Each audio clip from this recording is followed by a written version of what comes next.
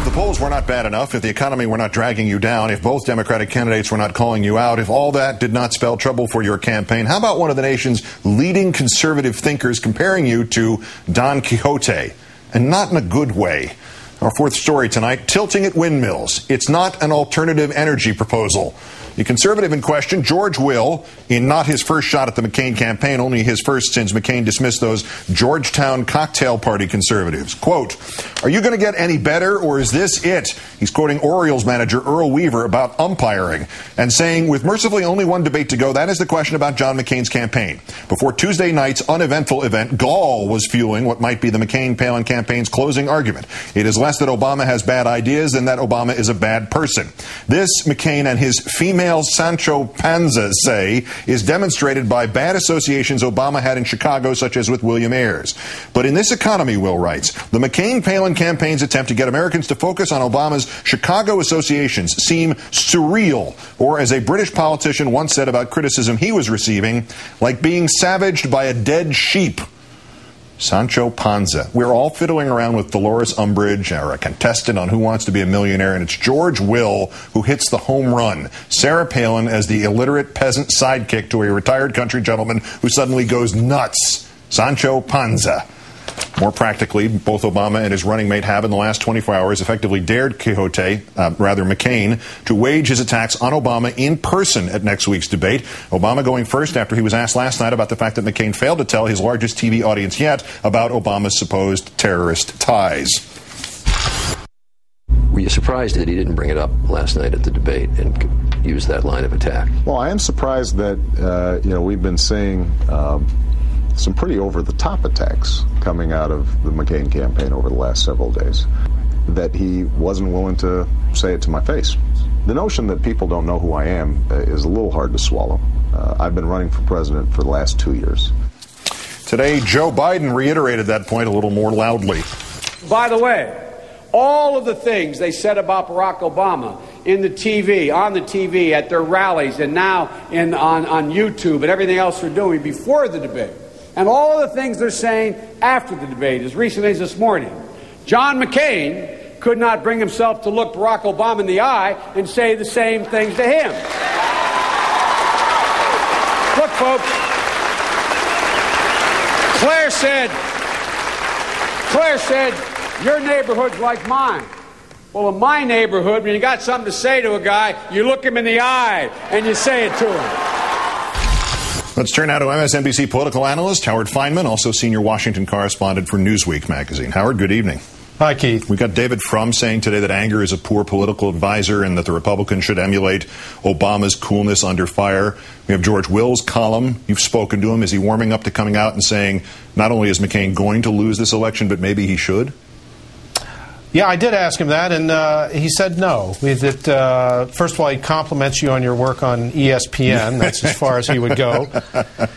But he said, lighten up, Keith, and the answer is no. But he laid down some pretty heavy wood on McCain. I think there are two kinds of conservatives here, Keith. They're the Georgetown cocktail party set, the sherry sippers, if you will, the George Wills, the David Frums, and then there's the red meat on the open pit kind, like Rush Limbaugh, and McCain is taking criticism from both.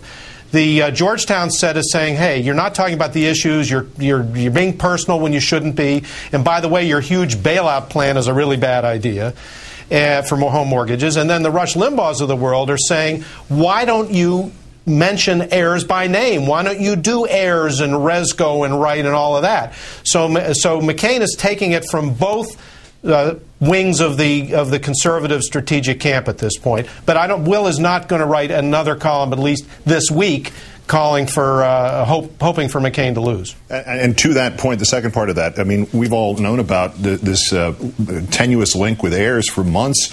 Only in the last week, the McCain camp apparently figured out the dire implications of this. They just put out a new Ayers web ad today. Not so much why did he not do this at the debate, but why is he pretending his campaign outside of that debate has largely devolved into all Ayers all the time? Why that illusion? Well, because I think before the last couple of days, he wanted to talk. He thought he wanted to talk about the economy. Going into the debate, as the economy was melting down day by day. He was kind of in a no-lose position in a way. If he took Ayers on directly, everybody would say, well, you're ignoring the economy. Why aren't you talking about the economy? But then it was clear after the debate the other night that when he did talk about the economy, he really wasn't doing himself much good with the conservatives, as I say.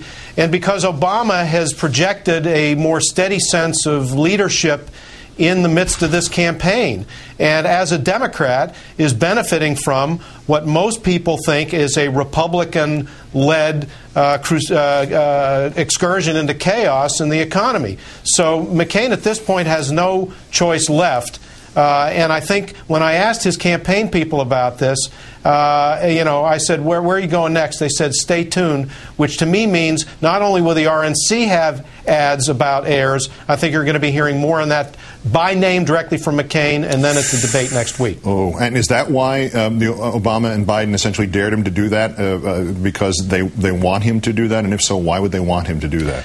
Well, because then the other thing kicks in and everybody says to McCain, why are you talking about Ayers when we should be talking about the economy? Also, it's personal now, Keith, I think.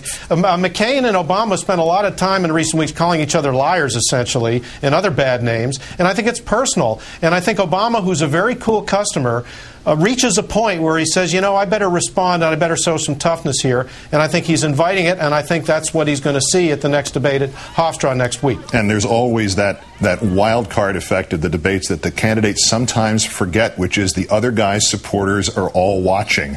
And if your information doesn't live up to the sniff test, you may get beaten in front of your own supporters. So I guess that's the other part. That could very well happen. You expect to hear all about Ayers as well as Resco and the dailies and you name it next week in Long Island. I'm sure Obama has his little sheath of papers pertinent to the guys in McCain's past too. And absolutely. If you talk to George Will, say I always love his baseball work and his kind words about SportsCenter. Okay. Thank you, Howard. Howard Fineman of Newsweek and MSNBC.